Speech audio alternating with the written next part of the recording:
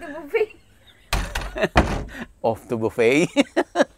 Alright, so andito na ho tayo sa Mekong Delta dito sa Vietnam at andito tayo mismo sa Mekong River. So ngayon yung first day ng training and tour ng rice and fruit orchard tour ng Inspired Learning Tours. Okay? So breakfast lang muna tayo. Kailangan natin magmandali kasi anong oras na. Joke lang. Gusto mo bang matuto ng agribusiness, crops, livestock and poultry, aquaculture, at ma-inspire sa mga success stories? Agribusiness How It Works! As a YouTube channel, Agribusiness features entrepreneurs, farmers, organizations, OFWs, investors. However, beyond our usual content and official endorsements, Agribusiness does not engage in other business dealings with them. While our viewers and featured individuals and entities may choose to pursue business deals with each other on their own, we encourage them to be cautious in doing so. Save the date. Introducing Agribusiness Connect sa September 28, 2025 at Elements at Centrix. Makakasama natin ang mga industry experts para tulungan tayong i-explore ang best agriculture venture para sa inyo. Ito yung Mekong River at tingnan niyo yung mga accommodation nila. Ang ganda. Nakalimutan ko lang. Parang ang pangalan ng hotel ay Mekong River Side. Parang ganyan. Mamaya mako-confirm natin. Ganda, no? So talagang nakalubog yung parang part to ng river. Floating siya. Alright. Anong halaman to? Rosal. Rosal. Ito parang kamya.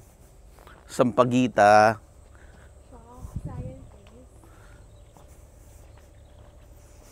Birds of Paradise. May kamuning din ako nakita. Parang may fish pond. Fish pen. Saan ba yung buffet?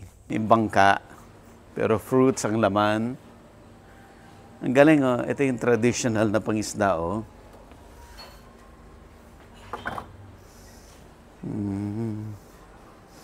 Dragon fruit. Buko. Kung sawa pa tayo sa ganito, galing sa Katimun Mango. Okay. Ito, may mga ganito sila, oh. Wow. Okay.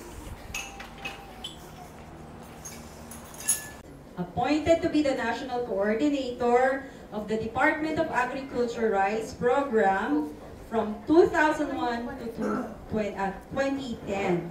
We have an important rice expert from the Philippines. Everybody, it's my honor to introduce to you Dr. Frisco M. Malaban.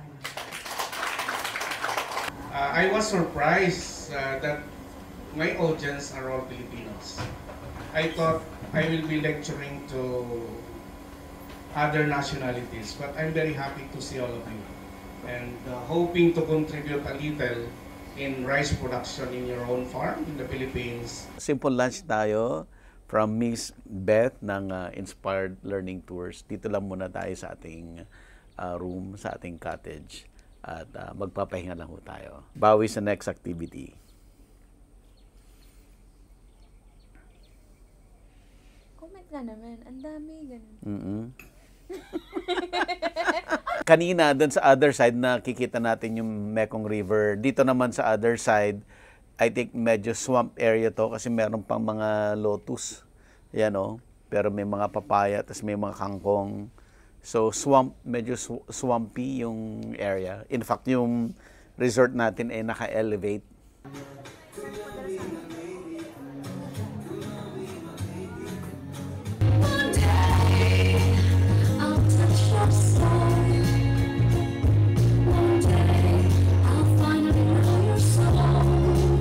Ang intention po namin is really to, unang sinabi ko to sa first batch namin, nakasama si Sir Buddy, to give the opportunity for our farmers to get out of the confines of their farm at tignan yung iba kung ano nangyayari sa labas. Give you an opportunity para magkaroon ng para mapunta sa ibang vantage point na maiiba din yung perspective nyo sa ibang cases. Katulad ng nangyari kanina, pag nakita natin yung how they are what they are doing in their own farms and how they are doing it, how their government is doing it. Maraming na-upset kanina, yung napaka-passionate ng response sa naging report. Gusto po namin yon, gusto namin kayong magalit, gusto namin kayong ma-upset. The last that we want is for you to be passive at makontento na lang. Kasi yung passion po natin, yun talaga yung magdadrive na magkaroon ng pagbabago. Okay po, ang ultimate goal namin is to elevate the status of farming in the Philippines. Yung itaas ang level ng pagsasaka as business, as marangal na trabaho, as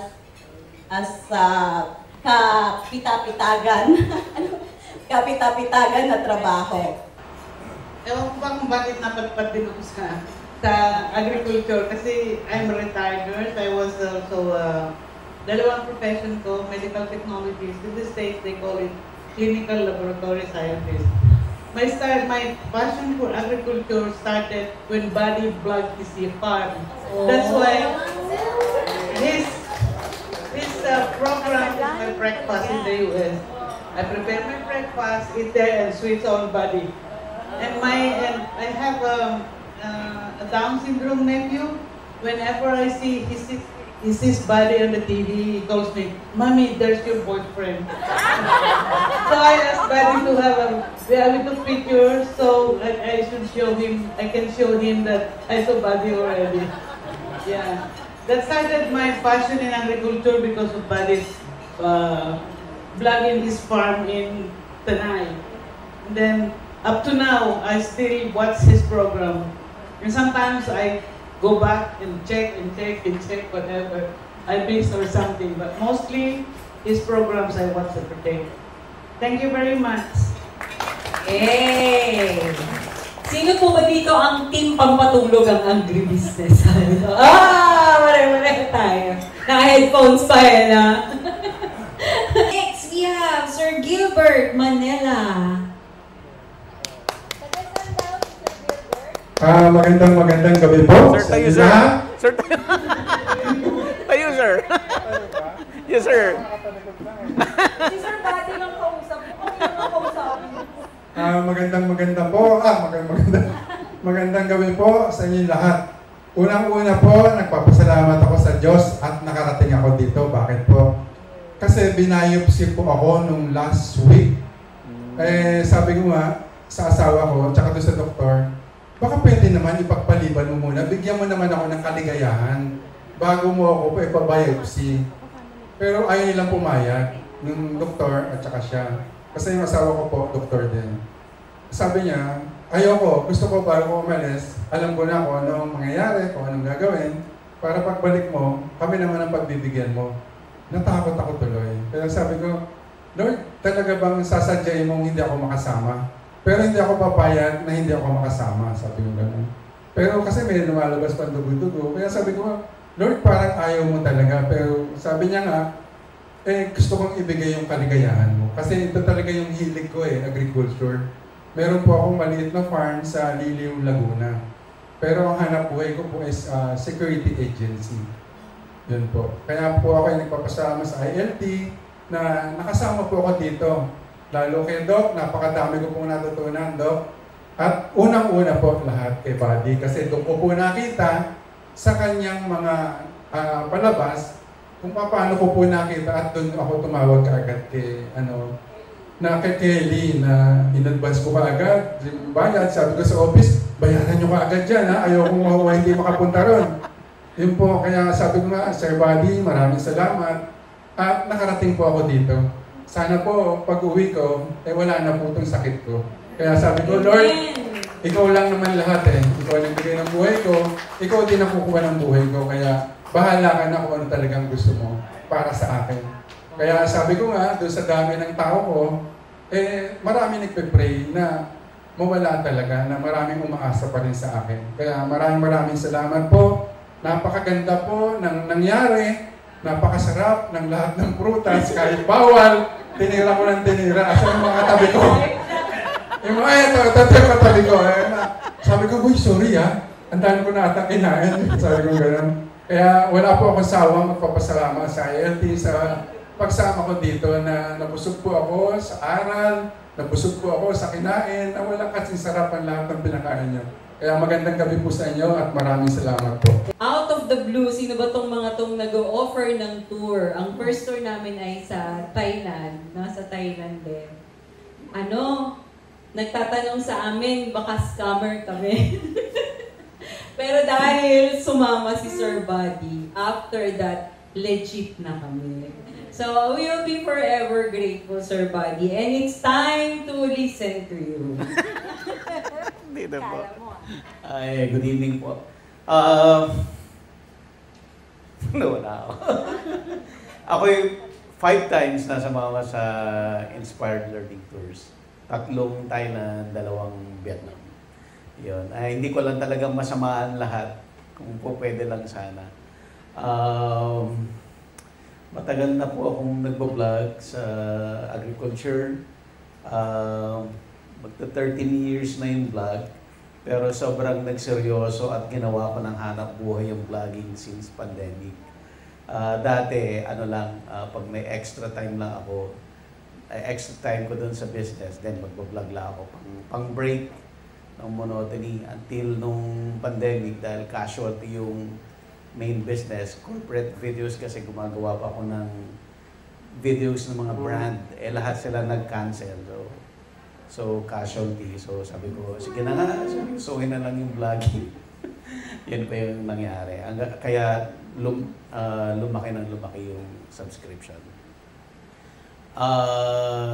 Si Doc Malabanan ay nakilala ko way back.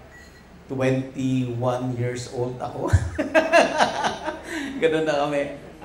Naging research person ko siya sa TV show, sa Agri-7, sa Channel 7. Yung mga unang, pati work ko related pa rin sa farming. Nagkataon na TV shows lang. Yun. Tapos, po pala, meron kaming pwedeng mag-plug. Let's go! So, dahil successful yung unang event namin last year, yung event na yun ay para sa mga subscribers lang noon. So, ngayon may event kami ulit para sa subscribers lang. Hindi kami nagpapapasok ng hindi subscriber, hindi kami kumukuha ng sponsor na hindi subscriber para yung effect noong event, magkakilala sila na napanood nila yung isang resource person, tapos magkikita sila dun sa event. So, instant may connection yung bawat isa. So, gagawin po namin yan sa September 28 sa Elements at the Centuries, corner ng EDSA at Quezon Avenue. So, madaling puntahan, maraming parking, tapos ang title niya is Agribusiness Connect. So, gusto namin talagang mag-connect yung bawat isa doon sa event. It's a conference siya, pero ayaw namin tawaging conference kasi ang tema niya, yung speakers, hindi siya magle-lecture, but ipapanel sila by categories, by industries. Panel sila, automatic, pagsaling nila sa stage, Q&A kaagad. Yun. So para mas maraming ma-entertain na questions, concerns from the audience. At maraming time sila para mag-connect to each other. So may mga breaks para lang magkausap sila, magkausap. So mag-start yan ng 12 noon hanggang dinner to sawa, hanggang mag-close yung events place. Yun po. Thank you so much po. Yes!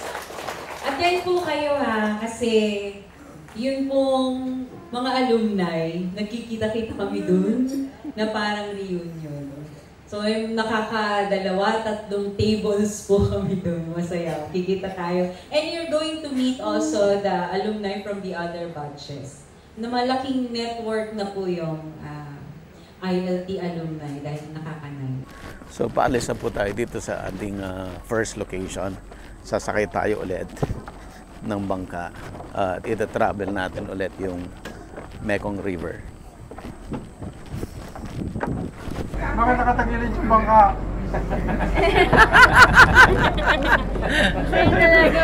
Agribusiness merch is now available on Shopee and Lazada.